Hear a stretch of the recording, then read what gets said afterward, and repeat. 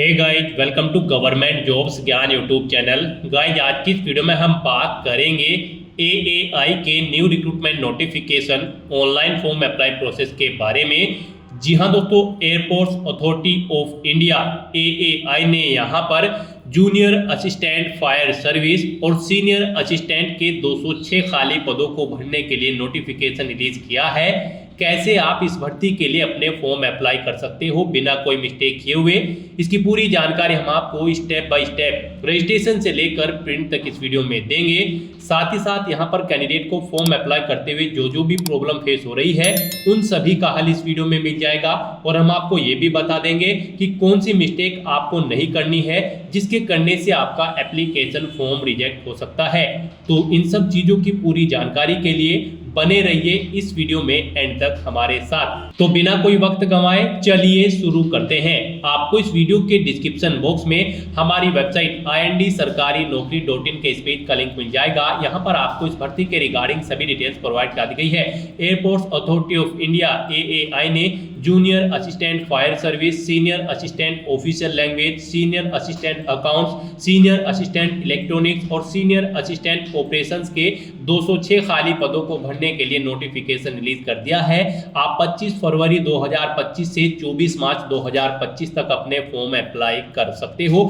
Educational qualification की detail आप particular post के लिए यहां से चेकआउट कर सकते हो। जैसे कि जूनियर असिस्टेंट फायर सर्विस की पोस्ट के लिए आपका 10वीं क्लास पास आउट होना जरूरी है, प्लस आपके पास 3 साल का डिप्लोमा होना चाहिए मैकेनिकल, ऑटोमोबाइल या फिर फायर में। यहां से आप पोस्ट वाइज एजुकेशनल क्वालिफिकेशन की डिटेल चेकआउट कर सकते हो। 18 से 30 साल आपकी आयु सीमा रखी गई है। जनरल, ओबीसी, ईडब्ल्यूएस कैंडिडेट को 1000 रुपये फीस देनी है। SC ST फीमेल कैंडिडेट को कोई फीस जमा नहीं करानी है। आप ऑल इंडिया से ऑनलाइन इस भर्ती के लिए अप्लाई कर सकते हो। उसके लिए आपको इस पेज को नीचे स्क्रॉल डाउन करके इंपोर्टेंट लिंक सेक्शन में आना है। ऑफिशियल नोटिफिकेशन PDF लिंक पर क्लिक करके इस भर्ती के नोटिफिकेशन को ओपन कर लेना है और इसमें से आपको सभी डिटेल्स रीड कर लेनी है।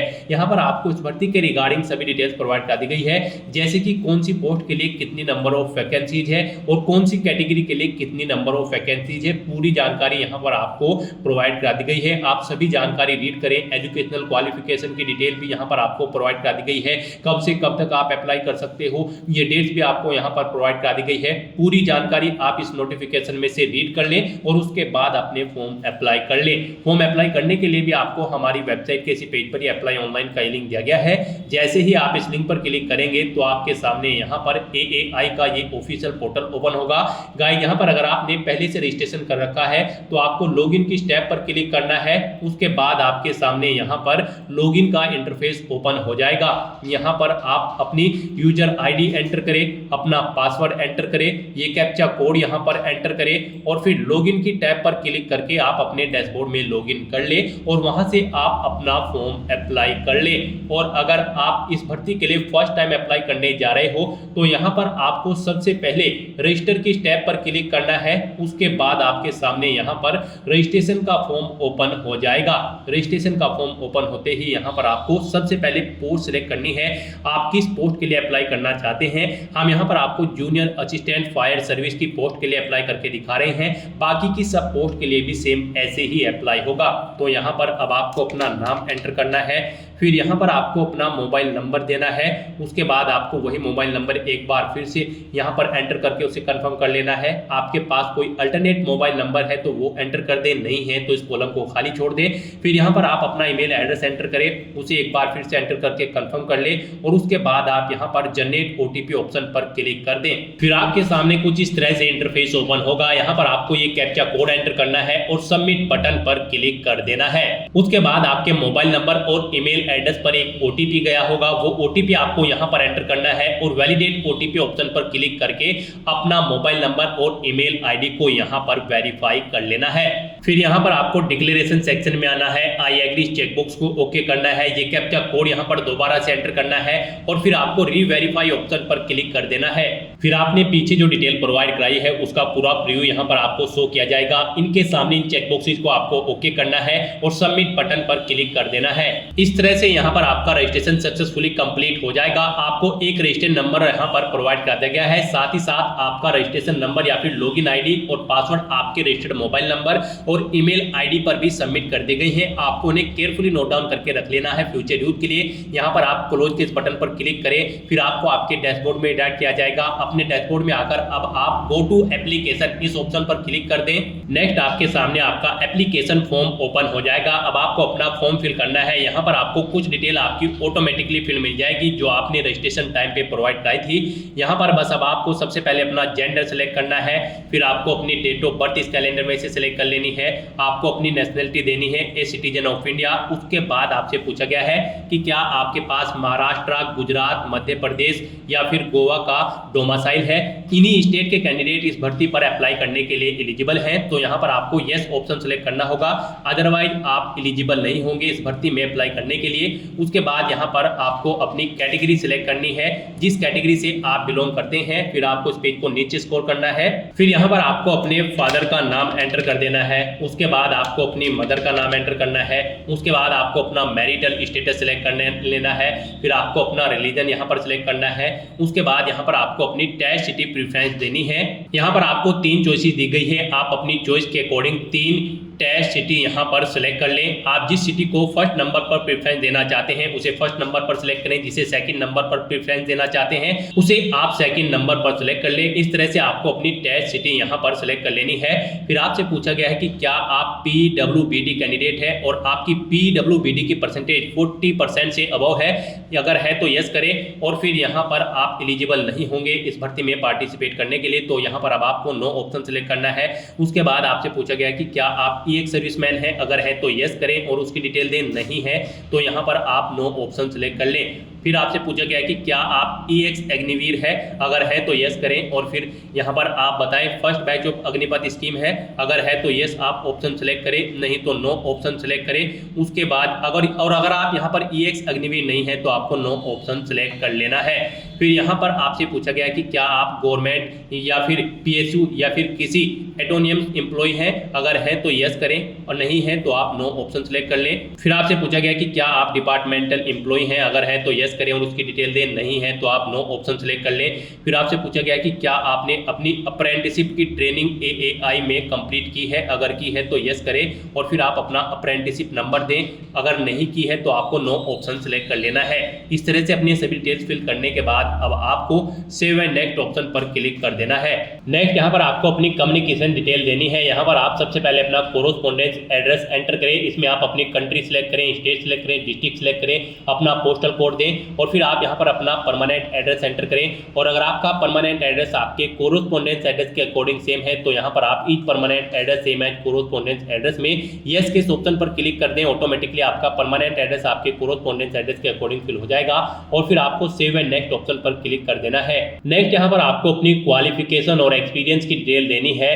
गाइस यहाँ पर हम आपको जूनियर असिस्टेंट फायर सर्विस की पोस्ट के लिए अप्लाई करके दिखा रहे हैं। इस पोस्ट पर अप्लाई करने के लिए आपका यहाँ पर 10वीं क्लास पास आउट होना जरूरी है, प्लस आपके पास 3 साल का डिप्लोमा होना चाहिए मैकेनिकल में या फिर ऑटोमोबाइल में या फिर फायर में, या फिर आपका 12वीं क्लास पास आउट होना जरूरी है रेगुलर, और साथ ही साथ आपके पास यहाँ पर valid heavy vehicle driving licence होना जरूरी है या फिर मीडियम व्हीकल लाइसेंस होना जरूरी है, या फिर आपके पास यहाँ पर light motor vehicle driving licence होना जरूरी है। और यहाँ पर मेल कैंडिडेट की हाइट 167 सेंटीमीटर रिक्वायर्ड है और फीमेल कैंडिडेट की 157 सेंटीमीटर यहाँ पर हाइट रिक्वायर्ड है। तो इस एलिजिबिलिटी क्राइटेरिया को ध्यान में रखते हुए आपको अपनी एजुकेशनल क्वालिफिकेशन देनी है अगर आप जूनियर असिस्टेंट फायर सर्विस की पोस्ट के लिए अप्लाई कर रहे हैं, और बाकी की पोस्ट के लिए भी आप एजुकेशनल क्वालिफिकेशन की डिटेल यहाँ से चेकआउट कर सकते हो। और अगर आप सीनियर असिस्टेंट ऑफिसर लैंग्वेज की पोस्ट के लिए अप्लाई करने जा रहे हैं तो फिर आपके पास मास्टर डिग्री होनी चाहिए। यहाँ से आप चेकआउट कर सकते हो। आप जिस भी पोस्ट के लिए अप्लाई करने जा रहे हैं आप उसका एलिजिबिलिटी क्राइटेरिया यहाँ से चेकआउट कर ले। आप ऑफिशियल नोटिफिकेशन में से भी अपनी यहाँ पर एजुकेशनल क्वालिफिकेशन की डिटेल चेकआउट कर सकते हो पर्टिकुलर पोस्ट के लिए, और उसके अकॉर्डिंग यहाँ पर आपको अपनी क्वालिफिकेशन की डिटेल देनी है। तो यहाँ पर हम आपको जूनियर असिस्टेंट फायर सर्विस की पोस्ट के लिए अप्लाई करके दिखा रहे हैं। उसके लिए यहाँ पर सबसे पहले आपको अपनी 10वीं क्लास की डिटेल देनी है। आप यहाँ पर सबसे पहले दें बोर्ड का नाम, उसके बाद दें आपने कब आपने अपनी 10वीं क्लास पास आउट की है वो डेट आप सिलेक्ट करें। इंस्टीट्यूट या कॉलेज का नाम दें जिससे आपने अपनी 10वीं क्लास पास आउट की है। फिर आप सब्जेक्ट बताएं आपके पास साइंस थी या फिर कॉमर्स या फिर आर्ट। उसके बाद यहाँ पर आपको अपने मार्क्स का यहाँ पर क्राइटेरिया सेलेक्ट करना है, आपके मार्क्स परसेंटेज में थे या फिर सीजीपीए में। परसेंटेज में अगर थे तो यहाँ पर आप बताएं कितने मार्क्स आपने ऑब्टेन किए हैं, मैक्सिमम कितने मार्क्स थे जिसमें से आपने मार्क्स ऑब्टेन किए हैं। इनके अकॉर्डिंग आपकी परसेंटेज यहाँ पर कैलकुलेट होकर आ जाएगी। और अगर आपके मार्क्स सीजीपीए में है तो आप यहाँ पर सीजीपीए सेलेक्ट करें, फिर आपने कितना सीजीपीए ऑब्टेन किया है वो एंटर करें, टोटल सीजीपीए कितने था वो एंटर करें। इसके अकॉर्डिंग यहाँ पर आपकी परसेंटेज कैलकुलेट होकर आ जाएगी, सीजीपीए कैलकुलेट होकर आ जाएगा। फिर यहाँ पर आपको अपनी इसेंशियल क्वालिफिकेशन की डिटेल देनी है। यहाँ पर आप बताएं आपने 10वीं के साथ 3 साल का रेगुलर डिप्लोमा कर रखा है या फिर आपने 12th रेगुलर कर रखी है। जैसा कि हमने आपको बताया था यहाँ पर आपका 10वीं क्लास पास आउट होना जरूरी है, प्लस 3 साल का आपके पास डिप्लोमा होना जरूरी है, मैकेनिकल, ऑटोमोबाइल या फिर फायर में, या फिर आपका 12वीं क्लास पास आउट होना जरूरी है। तो यहाँ पर आपको इसेंशियल क्वालिफिकेशन में इन ऑप्शन में से कोई ऑप्शन अपने अकॉर्डिंग सेलेक्ट करना है। अगर आपने 12वीं की है तो यहाँ पर आप इंस्टीट्यूट का नाम दें या कॉलेज का नाम या यूनिवर्सिटी का जिससे आपने अपनी 12वीं क्लास पास आउट की है, कब पास आउट की है वो डेट सेलेक्ट करें, रिजल्ट का टाइप सेलेक्ट करें। फिर यहाँ पर आपको बताना है आपके मार्क्स परसेंटेज में है या फिर सीजीपीए में है। परसेंटेज में अगर है तो बताएं कितने मार्क्स आपने ऑब्टेन किए हैं, टोटल कितने मार्क्स हैं जिसमें से मार्क्स आपने ऑब्टेन किए हैं। इनके अकॉर्डिंग आपकी परसेंटेज कैलकुलेट होकर आ जाएगी। उसके बाद अगर आपने कोई और एडिशनल क्वालिफिकेशन कर रखी है तो उसकी डिटेल आप यहाँ पर सेम ऐसे ही प्रोवाइड कर सकते हैं। फिर यहाँ पर आपसे पूछा गया है कि क्या आपके पास ड्राइविंग लाइसेंस है, तो ये आपके पास होना मस्ट है, तो यहाँ पर आप यस ऑप्शन सेलेक्ट करें। फिर यहाँ पर आप अपने ड्राइविंग लाइसेंस का टाइप सेलेक्ट करें, ये हैवी है, मीडियम है या फिर लाइट मोटर व्हीकल है, आप यहाँ पर ऑप्शन सेलेक्ट करें। फिर यहाँ पर आपको अपना लाइसेंस नंबर एंटर करना है। उसके बाद यहाँ पर आपको नाम देना है, आपके ड्राइविंग लाइसेंस पर क्या नाम अंकित है। फिर आपको बताना है आपको आपका ड्राइविंग लाइसेंस किस अथॉरिटी से इशू हुआ है। यहाँ पर आपको जहां से आपका ड्राइविंग लाइसेंस बना है, जैसे कि यूपी 11 या फिर यूपी 12, जिस भी आरटीओ ऑफिस से बना है उसका एड्रेस आपको यहाँ पर देना है। आपके ड्राइविंग लाइसेंस पर ये सभी डिटेल्स अंकित होगी, उसको सामने रखकर ही आपको अपने ड्राइविंग लाइसेंस की डिटेल देनी है। कब इशू हुआ है वो डेट सेलेक्ट करें, कब तक वैलिड है वो डेट यहाँ पर आप सेलेक्ट करें। उसके बाद यहाँ पर आपको अपनी एक्सपीरियंस की डिटेल प्रोवाइड करनी है। अगर आपको एक्सपीरियंस है, नहीं है तो आप इस कॉलम को खाली छोड़ सकते हैं। अगर आपको एक्सपीरियंस है तो यहाँ पर आपको सबसे पहले देना है ऑर्गेनाइजेशन का नाम, जिस ऑर्गेनाइजेशन में आप कार्यरत थे। फिर ऑर्गेनाइजेशन का टाइप आपको सिलेक्ट करना है, वो प्राइवेट है या पीएसबी, गवर्नमेंट या फिर पीएसयू है, आप ऑप्शन सेलेक्ट करें। फिर यहाँ पर किस पोस्ट पर आप कार्यरत थे वो पोस्ट का नाम एंटर करें, कब से आपने अपनी जॉब स्टार्ट की थी वो डेट, वो ईयर डेट यहाँ पर आप सिलेक्ट करें। फिर यहाँ पर कब आपने छोड़ी है वो डेट यहाँ पर आप सिलेक्ट कर ले, अपना पे स्केल दें। फिर आप अपने एक्सपीरियंस के बारे में यहाँ पर बताएं। एम्प्लॉयमेंट टाइप आप सिलेक्ट करें, आप रेगुलर थे या फिर कॉन्ट्रैक्ट बेस, आप ऑप्शन सेलेक्ट करें। इनके अकॉर्डिंग यहाँ पर इन डेट्स के अकॉर्डिंग यहाँ पर आपकी सर्विस लेंथ कैलकुलेट होकर आ जाएगी।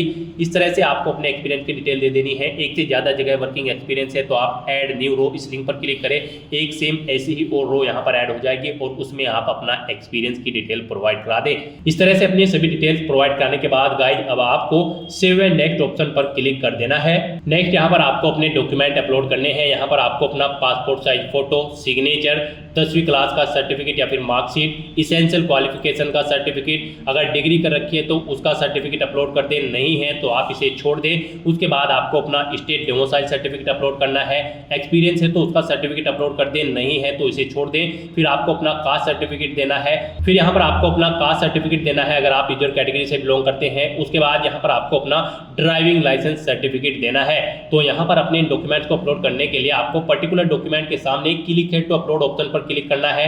फिर आपके सामने कुछ इस तरह से पॉपअप ओपन होगा। यहाँ पर आपको सभी क्राइटेरिया प्रोवाइड कर दिया गया है, आपका ये डॉक्यूमेंट के लिए क्या गाइडलाइन है, इसके अकॉर्डिंग आपको अपने डॉक्यूमेंट अपलोड करने हैं। जैसे कि यहाँ पर आपका फोटो 100 KB से 200 KB के बीच में होना चाहिए और ये जेपीजी या फिर जेपीईजी फॉर्मेट में होना चाहिए। लेंथ इसकी यहाँ पर 3.5 सेंटीमीटर इंटू 4.5 सेंटीमीटर होनी चाहिए और ये 200 DPI में होना चाहिए। तो इस गाइडलाइन के अंतर्गत आपको अपना फोटो यहाँ पर अपलोड करना है। इसके लिए आपको drop file share slash browse to upload इस ऑप्शन पर क्लिक करना है, फाइल को सिलेक्ट करना है और उसे यहाँ पर आपको अपलोड कर देना है। और फिर उसके बाद आपको व्यू अपलोडेड फोटो या सिग्नेचर या फिर डॉक्यूमेंट्स, इस लिंक पर क्लिक करके अपने इन डॉक्यूमेंट्स को व्यू कर लेना है। गाइस यहाँ पर आपको दी गई गाइडलाइंस के अकॉर्डिंग ही अपने डॉक्यूमेंट अपलोड करने होंगे, अदरवाइज यहाँ पर आपका एप्लीकेशन फॉर्म रिजेक्ट हो जाएगा। तो आपको दी गई गाइडलाइंस के अकॉर्डिंग अपने डॉक्यूमेंट अपलोड करने हैं। तो इस तरह से यहाँ पर आपको अपने सभी डॉक्यूमेंट्स अपलोड कर देने हैं। उसके बाद यहाँ पर आपको पेमेंट की डिटेल शो कर दी जाएगी। गाइस यहाँ पर जैसे हमने आपको स्टार्टिंग में ही बताया था, जनरल ओबीसी ईडब्ल्यूएस कैंडिडेट को 1000 रुपये फीस के रूप में जमा कराने हैं। एससी एसटी फीमेल कैंडिडेट के लिए कोई फीस नहीं है।